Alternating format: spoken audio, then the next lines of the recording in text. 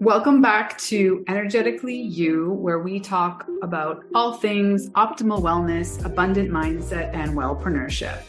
I'm your host, Megan Swan, a wellness coach and consultant, and the founder of the Sustainable Integrated Wellness Approach.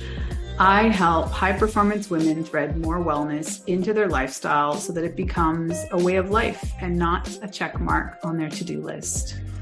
I love to design custom, approachable wellness lifestyles because, let's face it, there is no one-size-fits-all wellness. Today, I am so excited to get to know and dive right in with Amanda Bodine. She is a friend and former client. She is also a former educator turned low-tox living consultant. Amanda teaches women, predominantly new and soon-to-be moms, how to avoid the hormone disrupting chemicals found in the products they use every day, so that they can have healthier bodies, healthier children, and safer homes. She is really like a wizard when it comes to all things low tox. So I am so excited for this conversation. Let's get to it. Amanda, welcome. I'm so excited for our conversation. I feel like we're going to get to explore a whole lot of things we've never actually talked up to one another about one-on-one. And I know that you're just a wealth of information. So first, how are you? How was your weekend? Let's start there. I'm well. It was a good weekend. The weather's just been gorgeous here for us. So it was actually just a joy to be able to go outside a little bit, spend time with my little daughter. Yeah, so it's really nice, relaxing actually. Nice. Well, take us back a little bit and paint the picture of how and when you started paying more attention to these things personally, and kind of what was the catalyst for you to become a little bit more informed. Yeah, absolutely. So I wasn't someone who paid a ton of attention to things like toxins and pollution. I was a smoker for many years. I drank lots on the weekends, that sort of thing. But I got pregnant with my daughter, and I was 36 at the time. And it really became apparent to me that I needed to pay more attention, that pollution and toxins and things like that wasn't necessarily the out there issue that I had always made it out to be, that it was very much an at-home issue. And so, yeah, being pregnant at 36, and then sort of being a little bit terrified that I probably hadn't been doing the things that I should have been doing. My body probably wasn't necessarily as ready as it needed to be for this 9-month journey. I became increasingly concerned that I needed to pay more attention to the toxins that I was exposed to, especially in the home. I was obsessed with the idea of giving birth to this little girl and bringing her home to like this very non-toxic like environment. And I quickly realized that was a lot harder than just sort of wishing it to be.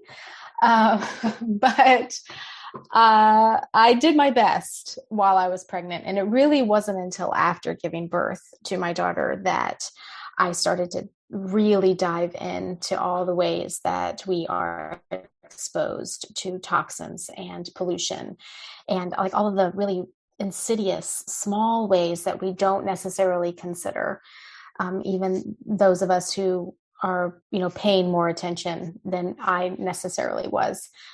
Those ways that have big impacts. And yeah, so it wasn't until after giving birth to her and having more time to myself, because of course I ended up staying home. I didn't go back to my teaching position. The world was, in turmoil at the time anyway. And so I had some time on my hands, and I really started to dive in and do the research. Yeah. Okay. Well, so many follow-up questions. One, how do you sort of help your clients manage this, like doing it all from a place of fear? Because I can totally relate. Like I was very much in the same boat for my first pregnancy. And I'll be quite honest, like by the second pregnancy came around and my obsession had definitely dwindled a little. Yeah. Like I still did bio baby as much as possible. I did, cloth diapers. I did a lot, but, at some point there, as mothers, there needs to be this weighing of like practicality and like, impacting our own well-being and stress. And then, the benefits of being low tox. Yeah, absolutely. What I really love, especially about like the one-on-one work that I can do, is that it comes from a place of what are your unique circumstances and what are your priorities, and even as like what is the budget for making some of these changes. So I really love that aspect of the work that I do with clients, is that it is very much geared towards what will work for you, because there are lots of different places, jumping off points where we can start. And there are, I could give a list of, the 5 things you have to avoid, but if it doesn't necessarily work for a mom's lifestyle or a woman's lifestyle, then it's not going to be effective and it is going to feel very overwhelming. And so I love to just be able to spend some time with my clients, getting to know them and getting to know like what their goals are, what their priorities are, and then working from there. Yeah. Well, I think it's very similar to my approach with wellness. It's like pulling on the really key threads and then also giving ourselves permission to, not do it all at the same time and, be okay with that. Absolutely. So I really wanted to focus today on sort of where we kind of overlap more so, which is the toxicity that is in the food system. Yeah. And, how important it is to read labels and what are we reading them for? And, end on a high note with some, like some good news that, increasingly there are really easy to find good choices out there. So let's start with, your knowledge of the food system and, maybe not the whole history of it by any means, but how many decades ago did we start getting so toxic and why aren't we doing anything about it, kind of thing? Yeah. So, especially when feeding, large populations of people and these companies really only being concerned with their bottom line is the reason why our food system is as polluted as it is, and why pretty much everything that you buy on the shelf, especially if it's geared towards children, is incredibly toxic. Cheap ingredients, derived from petrochemicals and, things that are really flashy and colorful and look good, but are also full of ingredients that are designed to get us addicted to them and want more of them. And, sit down and eat an entire bag of potato chips, that sort of idea. That came about, especially when convenience became sort of the what was necessary, right? We needed, we needed something quick and fast, and companies were able to create it. And they were also able to make food that could sit on the shelves for months, years without spoiling. And, and really it boils down to, the bottom line. How much money can companies make off of selling us fake food and packaging it as, real, nutritious, good for you kind of stuff? Yeah. Well, I mean, I'm sure or maybe you haven't read, is it Sugar, Fat, Salt, or some different combination of those 3 words? There's a great book that kind of gives you like a deep dive into understanding like how the food the system even works. I'm forgetting the term right now. It's not the sweet spot, but there's like this industry term of the reality that like so many of these snack products, even when they're like quote unquote salty things like chips, have sugar in them because there's this like perfect do you know the term? It's like this perfect scientific combination that they figured out of the perfect combination of sugar, salt, and fat that just like we cannot say no to. And then the reality that there are specific chemicals that just kind of turn your brain off, and your cravings are taking over. Absolutely. Yeah. So, what are some things that for you, if you're giving like, let's do the top 5. I know that I've always said to clients, like colorings should be a really big one. What are your top 5? Yeah, so I'm with you on the coloring. So food dyes, right? Red dye 40 and blue 1 and yellow 5 and 6, green, all of them. They all are problematic in their own ways. Most of them are linked to cancer. Most of them are also linked to ADHD-like behaviors, also depression and anxiety and all those sorts of things. We have animal studies, but then we also have a ton of anecdotal evidence with children. Even kids who do have ADHD will display, worse symptoms when exposed to these types of food dyes in their coloring in their foods. So definitely for me, it's no food dyes. I really, really try to completely avoid artificial flavors, but natural flavors aren't much better. And it gets to be problematic, especially when you are trying to, avoid both of those, artificial and natural flavors, because there's a lot of food on the shelf that you can't get if you're completely avoiding both of those. Then when it comes to preservatives and additives, TBHQ, BHA and BHT, those types of ingredients, I definitely, if it's in there, it just doesn't even come home.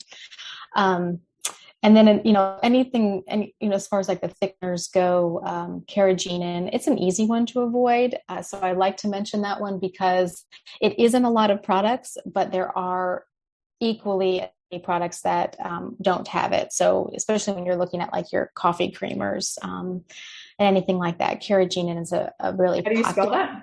Carrageenan. So it's CARRAGEENAN. Carrageenan. Okay. What is it? It's a thickener. So it helps with texture. Is it like soy lectin? No. It's actually, so it is, it's seaweed. It's like a type of red seaweed. It's a plant-based ingredient, but the issue with it is that it's linked to cancer, but it's also linked to like inflammatory bowel disease, IBS. It's highly inflammatory. So yeah. Okay. So I remember, were you at 5 or was that 4?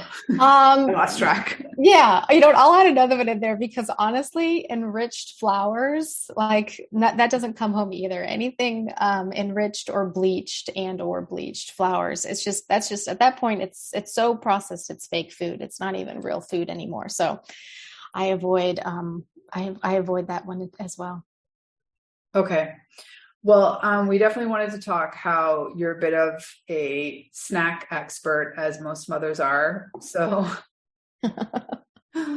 there was once upon a time where I, homemade a lot of things and, I still do that sometimes, but it's just not realistic for the day to day.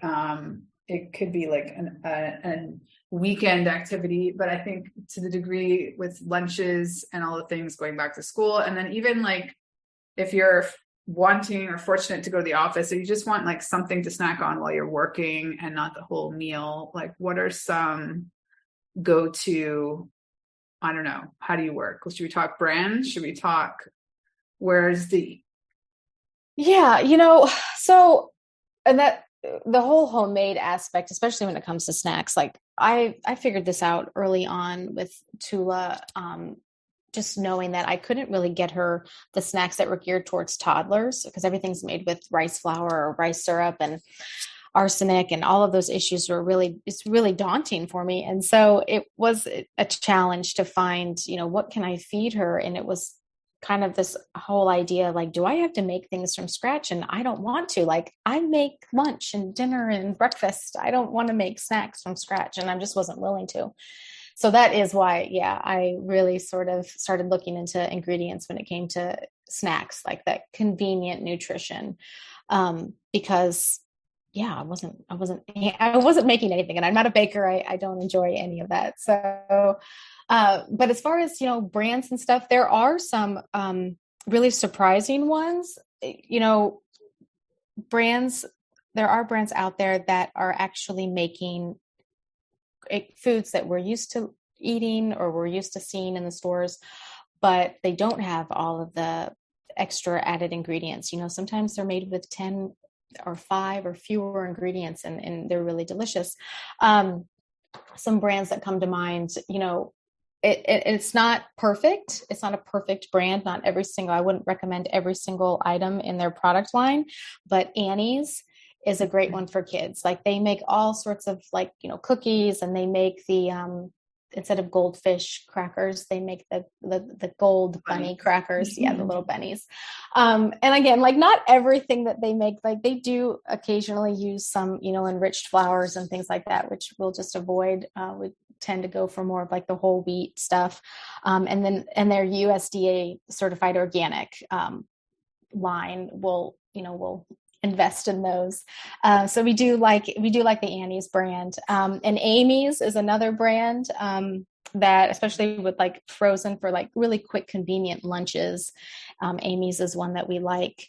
And crackers, like surprisingly, crackers are really hard to make good versions of, because they are, like you want that flaky cracker crust. A lot of it comes from those enriched flours that we just don't eat. And so Simple Mills and Hu is a brand, where it's like surprisingly the crackers are actually good, because it's not easy to make a low tox, good for you cracker, apparently. Yeah. Well, here where I am in Mexico, I kind of default to tostadas, but I'm like, yeah, that probably not 1,000% healthy either, but at least it's corn and not wheat. And most of them are only a few ingredients, and you get that sort of crispy cracker-like feel. But yeah, to your point, it's hard. Yeah. What do you think about rice cakes? So I'm not a fan. I've never been a fan of rice cakes. I remember being a little girl and my mom putting peanut butter on a rice cake, and I was like, "What is like? You can't possibly think I'm going to eat this." And I know they've gotten a little bit better, but I will tell you, like, rice, especially when it comes to kids, you want to source brands that are sourcing from like either organic or from areas of the country. California is a good example of, where you want to source your rice from, just because of the high levels of arsenic. And when it comes to little kids and little bodies, those heavy metal toxicity is a lot more important for them. So I'm careful with rice. We are really, I'm wary of how much rice we consume and rice products that we do consume. And it always has to be USDA certified organic, and extra points if they actually test for arsenic levels. And so are there websites that are relatively user-friendly, or is it probably intentionally like this dark rabbit hole that's very difficult to get clear information on? Yeah. I mean, if there are websites out there where you could find this sort of, information, or find like all of like the safer versions out there sourced in one place, I haven't found it. That's for certain. But yeah, I think it is an intentional rabbit hole, because it's not necessarily common knowledge. People don't necessarily know. I think, we've been conditioned to believe that if it's on the shelf, that it's perfectly fine. And if it's an ingredient included in the product, then obviously it's in there for a really good reason. Otherwise, why would a company bother to include it? And the truth is that it's really just in there to, to make the product as cheap as possible. Not for the consumer necessarily, but for the company. Yeah. So I don't know how well versed you're on this, but I once upon a time saw some graphic, and I definitely have studied this to some degree. Like there's this sort of dark web of relationships between major, not only US, I would say global processed food brands and big pharma. Mm-hmm. And I know the other day you were talking, and I wanted to circle back to this because I think it's such an important point. And my husband's a surgeon, and he'll be the first to say, like, he doesn't remember like taking nutrition in school. Like maybe there was an hour or two, but like it was not a month, or there wasn't a textbook. Like it's not a major thing. And most doctors would also be, we're not talking about functional medicine doctors, but especially specialists, honestly, they're experts in sickness. Yeah. They're experts in like the end of the line. Like you've reached the point where you really need like do or die help. Yeah. And there's not a lot of conversation being had. And I know, like, I was just home in Canada, and there's different problems being a public system, such as when you go to the doctor, most of them have, like, you can only come in with like one problem or like a maximum of 3 symptoms or something, and you can't talk about anything else. And just how ridiculous that is, right? Like, yeah. How is that holistic to the issue? And so I just wanted your thoughts, because I know you're recently looking into this, and you recently went to the doctor for the first time in a long time. Yeah. And let's talk about that. Like, as someone who's very conscious of not having a lot of toxic food in my home, and meaning we eat organic as much as possible. I always read labels. I mean, sometimes I, will buy not something I know has like something really bad in it, and I still let my kids eat it once in a while, but like 80% of the time I'm buying Annie's or whatever, or I'm not even buying those things. And it's just like, the snack is grapes. Like the snack is, there's carrots. That's all there is. But when the way that I raise my kids, they don't need to go to the doctor. Like we don't buy over the counter, like they don't take over the counter meds they don't get sick. Right. And it's just like sort of a different perspective, I guess. And I think what maybe some women and moms need to hear is like, you don't need to go all, for me, that was a process of probably 5 or 6 years where I was like focusing on little pieces of it. So like anything, it didn't seem like that overwhelming. It's not like you go from like one extreme to the other overnight by any means. Yeah.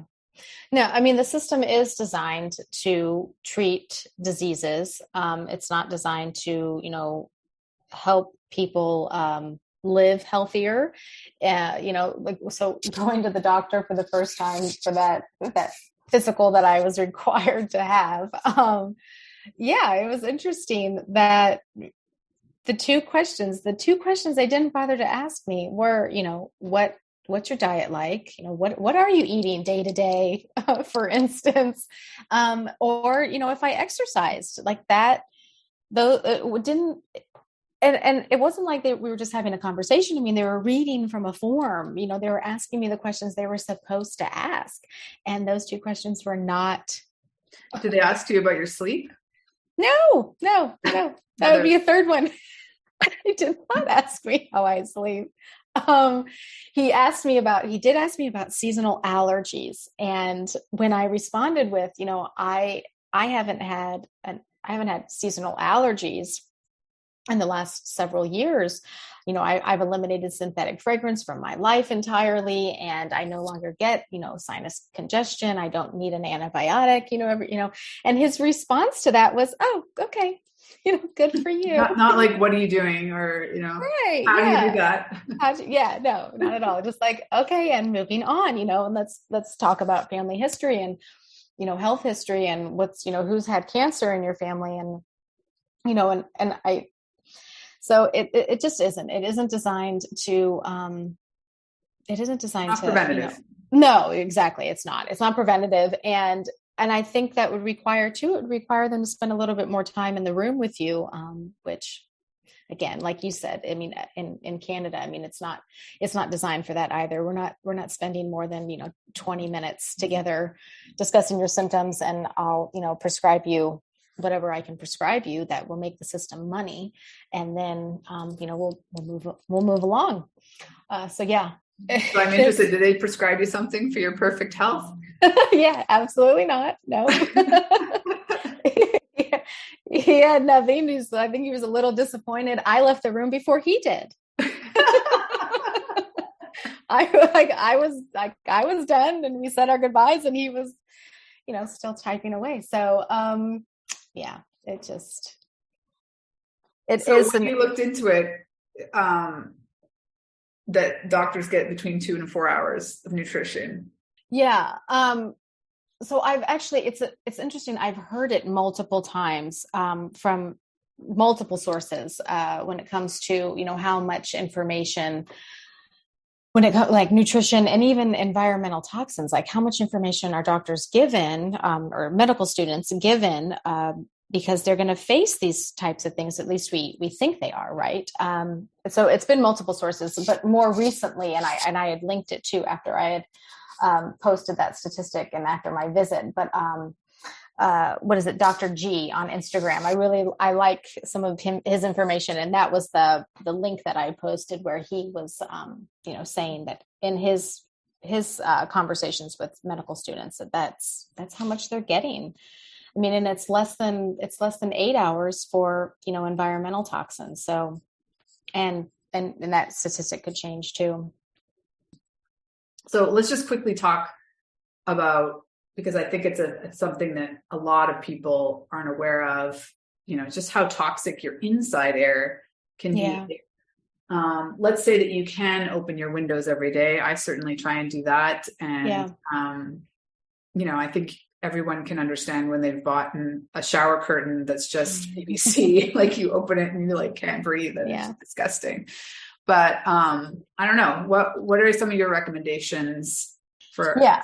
So indoor air quality, right? It can be extremely toxic, and it's interesting for people to think that way because, if they're not smoking in the home, or if they're not even burning candles in their house, it kind of blows people away that how polluted their indoor air can be. But it is, it can be 5 times, more polluted inside than it is, your outdoor air, unless of course, your neighbor's burning leaves, which happens a lot here. Especially living in the Midwest, people do that a lot. But opening your windows when possible is definitely a way to, sort of mitigate that indoor air pollution that we have. And like you say, like it's the off gases from the things like your shower liner and your furniture, your couch that's, been treated with flame retardants, and, the particle board that, your desk is made out of, all that stuff off gases, and it's all inside your indoor air. So you definitely, and anybody who has like a gas stove, I used to love the idea. I wanted to grow up and have a gas stove. I just thought that was, I would have made it if I had this beautiful gas stove, but honestly, it's just a huge source of indoor air pollution. And so I like no longer want that. But yeah, there's just lots of, what's the word I'm looking for? But sources, goodness. Lots of sources for indoor air pollution, for sure. So I know there's some specific plants that are particularly better at sucking those things out of the air for you, or is it and opening the windows? Like, is there anything else besides obviously, trying to avoid these products but it's almost impossible these days unless you're like chopping down trees and making your own furniture. Yeah. So, I mean, investing in a HEPA air filter is a really good idea. They can be extremely expensive though. So it can be really difficult for, the average family to have access to that sort of thing. But if you can, definitely a a HEPA air filter would be really helpful. Opening windows, like you say, investing in houseplants. If you can, I kill houseplants. I can't even look at them. I don't, it's a joke, or I'm not allowed to touch the houseplants because they will die, but that can certainly help. But it's honestly, it's avoidance. It really is avoiding it as much as possible. Even the small things in the house that we use that have fragrance in them, if you could just stop using them, you can significantly cut down the amount of, VOCs in your indoor air. So give us like a very short list of the common things that people aren't thinking. Like, I know toilet paper, for one, you can buy it without fragrance. Here in Mexico, they love like really cute with heart and floral smelling toilet paper. I just have to like smell every bag before I buy it, because some people say that it has fragrance and I take it home and it stinks. Anyway, what else? That I can think, like, I think I had an aunt or something at one point, maybe like a great aunt who had toilet paper like that. Another surprising one is garbage bags. So many people will purchase those scented garbage bags, like Febreze garbage bags, and in the attempt to like mask the smell of your own garbage, and just don't. Like, it's so heavily fragranced too. And and obviously all of those quote unquote air fresheners like Febreze, Glade, like all that. Yeah, really absolutely. Really bad. Yeah. Extremely, extremely bad. I honestly get a headache. Like I can't do it anymore. I don't know how. I like immediately get a head. I can detect it. Like I have like a radar for it. When I enter a room and somebody's got some sort of, or I enter an Airbnb and I can't find it, and they're like, I know it's here somewhere. They buried it. Where is it? I put it up. Yeah, it's some crazy statistic. Like 72% of homes, use air fresheners. And I certainly was. I mean, my mom always, our home always had a fragrance bomb somewhere squirting. And, when I left home, I did that too. And it's so interesting to look back now, because when you do eliminate synthetic fragrance from your life, you become very sensitive to it. And, the fragrance in Windex is triggering for me. Like, I don't use Windex, but we were combining households, and this like foamy Windex type spray got sprayed on the windows. And for hours I was beside myself because there was like no way to I just had to wait for the scent to dissipate. It was, it's terrible. So that's like unexpected places. Your cleaning supplies have fragrance in them. Huge one, yeah. What was always interesting for me, especially when I was starting to look at ingredients and makeup, it was shocking to me how much fragrance is in things like your foundation and your eyeshadow. Like, right. Why does that need to have a scent? Well, and when you switch to a brand, and I mean, thankfully now there are hundreds of really cool, amazing non-toxic beauty product brands. Yeah. I can't go back anymore. Like I buy a Maybelline or something product, and I just like feel and smell like you're putting chemicals on your face. So there's no way around it. Yeah, absolutely. It is.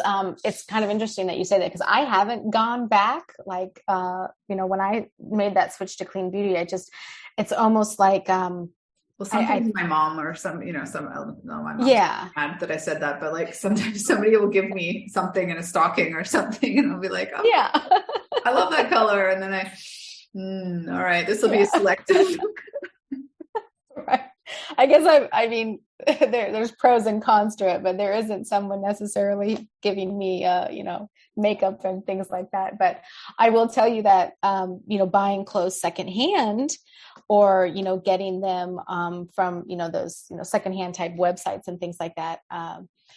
The amount of times that I've ordered clothes from like a Poshmark or something, and it's arrived, and I'm just overwhelmed with the amount of fabric softener that was on someone's, clothes that I purchased. And it takes multiple washes to even get the scent out, and not necessarily that it's completely gone either. And that's another one too, like walking outside. I don't know if this is like an issue in Mexico, but especially here, in the States, like walking outside, you can smell people's laundry, from the dryer vents. And and you get to a certain point where it's offensive. You're like really annoyed that you walked outside into your yard and your neighbor is polluting you with, their toxic fabric softener. Yeah, I mean, it's the low tox lifestyle. It's not an easy one, and you do have to just allow for those instances when things are going to be out of your control, and you just have to say, "Oh well." Okay. Well, I'm going to ask you to tell us a little bit about how you are working with people. And all that, and a little bit more about the snack guide that you've created and your inspiration.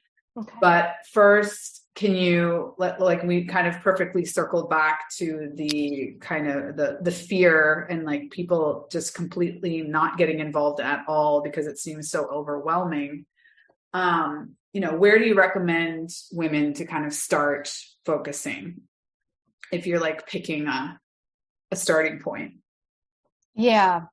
I think for women especially, it's easiest, or maybe it's more intuitive to start with the personal care products, because we already like to consume those types of products. We like to buy new makeup, new skincare. It's fun, and I think sort of beginning the process there is a great gateway to making the changes elsewhere, because personal care is so personal. And when you find products that are actually effective and work, but are with, a lot of safer ingredients, and they're, free from the most, ones, the ones that are disrupting our hormones. I think when you find products that you really like, then it makes the whole process seem possible. Gotcha. I like that. So let's just very briefly dive into like how these chemicals disrupt our hormones, so we're a little bit more aware of what you're talking about. Okay. So a lot of traditional ingredients in personal care products that we use in our makeup, skincare, all of the things, they have ingredients that are capable of mimicking our hormones. And so they're hormone disrupting. We call them endocrine disruptors. And the worst ones are the ones that act as like xenoestrogens, so estrogen in our bodies. Think of parabens. I recently did a whole list of different types of chemicals that are estrogen mimickers, and parabens is one that's actually caught on, and a lot of companies will actively avoid them, and they'll even put those free from labels. So they've substituted a lot of parabens, which act as preservatives. They've substituted them with phenoxyethanol, which is in itself its own sort of problematic ingredient, but it isn't, as far as we know, it's not necessarily an endocrine disruptor. At least the research hasn't proven that yet. So, but parabens are a good one to avoid. I tell my clients, especially like anything petroleum-based ingredients are ones to avoid. I don't like anything with like PEGs or PPGs in them. So those like propylene glycols are, they're just ones to completely dismiss. It's formaldehyde releasing ingredients, all of these types of anything that ends in like a nium, the suffix would be NIUM. Typically those are formaldehyde releasing ingredients, and ones to completely avoid. And then chemical sunscreens. So chemical sunscreens, like those types of filters, are endocrine disrupting. Oxybenzone is a great example of a chemical filter that is really popular, but it should be completely avoided by women who are pregnant or trying to conceive. Avobenzone is another one. When it interacts with sunlight and chlorine water, it creates, these chemical byproducts that are even more toxic to us than the actual chemical sunscreen. So it's just important that, we understand like the ingredients that we should be avoiding, but it can feel like really overwhelming, especially when you've not ever really bothered to read an ingredient list, and then you turn it over and you see all of these, Latin names, and you're like, what does any of this mean, and how am I supposed to make sense of it?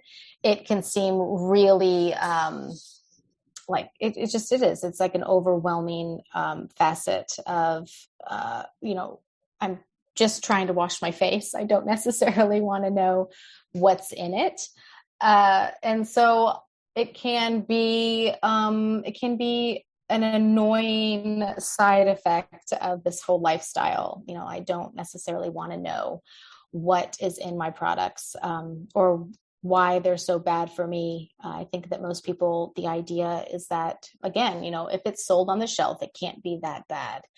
And it just isn't true. Yeah, it's not true, because these companies are allowed to regulate themselves. And if they say an ingredient is safe, then that is typically enough. Especially in the States, the FDA has to prove without a shadow of a doubt that an ingredient is 100% toxic, causes cancer, ultimately leads to death, in order for it to be restricted or banned. That's not the case in the EU. There, an ingredient gets to be, the ingredient has to prove that it's safe in order to be, used, not necessarily, or they're just approved. Yeah, exactly. And so, yeah, but it's the hormone. For me, that's what I focus on, because there are so many ingredients that you can, look to avoid. A lot of people like the idea of only using all natural ingredients, which doesn't necessarily mean much, but I think to people, all natural would be plant-based, or, nothing synthetic. And that's, for me, not all synthetic ingredients are bad. Not all of them are harmful. It's just the ones that, especially the man-made ones that are disrupting our hormones, those are the ones that we need to avoid. And working with clients and teaching them how to read an ingredient list and spot the most harmful ingredients is one aspect that I like to focus on when we do work together, because I could tell someone all day long, I could give them 5 products or 5 brands that I recommend. I could tell them to avoid, XYZ ingredient, but unless someone, understands why they need to be avoided, and actually sits down and spends just a little bit of time, really looking at an ingredient list and teaching themselves, with some help, with some guidance, how to be an autonomous shopper, how to be a conscious consumer, then it's never going to feel like you've got a handle on it, unless you take that extra step. Yeah. Okay. Cool. So we've kind of, I feel like, done a really nice overview of all the things that you touch on potentially with clients. Can you speak just very briefly to, since you've personally, shifted all these things in your own life, how have you felt differently, other than you avoided going to the doctor? Have you noticed, in your quality of life or in your health, your wellness, anything there that of note since you are low tox? Yeah. So since, really investing in this lifestyle and doing it for the last several years, the biggest thing for me that I noticed initially was the sinus congestion that I had always suffered from. Sinus congestion, and I would get bronchitis most years. Those types of symptoms and situations, like they just were a non-issue. I used to think I had seasonal allergies. I was always looking at like, what was the pollen index? And now, I mean, I couldn't care less because it really doesn't have much of an impact on me at all.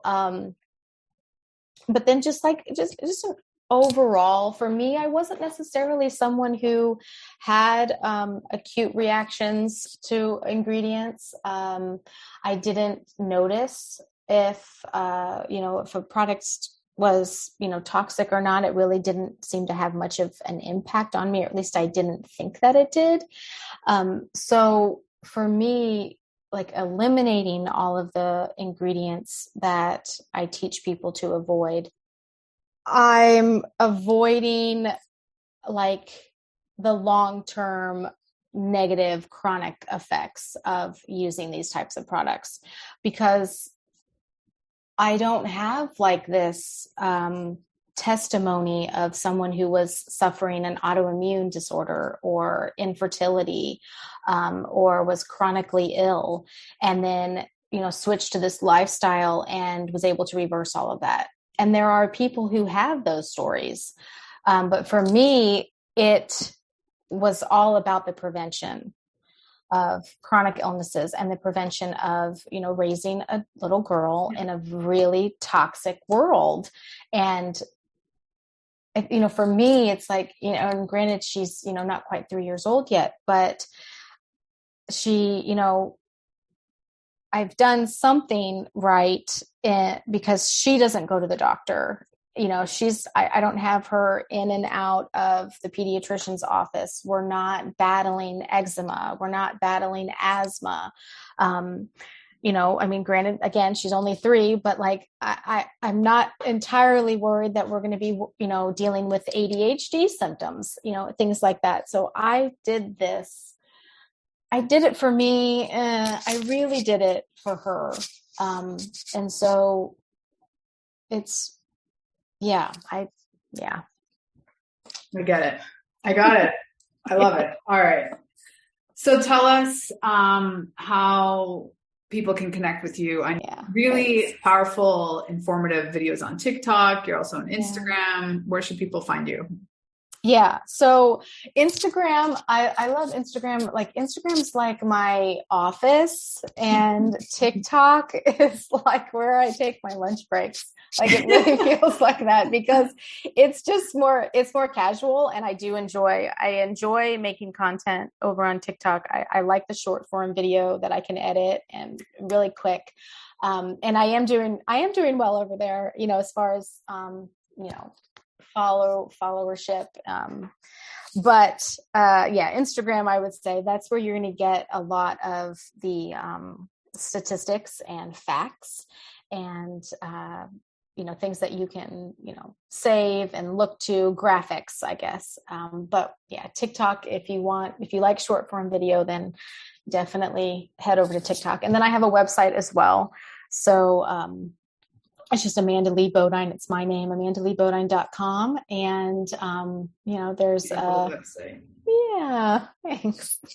Yeah. And if somebody's interested in signing up for your snack guide, we'll share that link as well.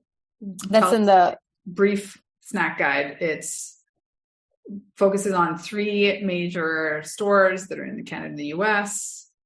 What else can we say? Yes.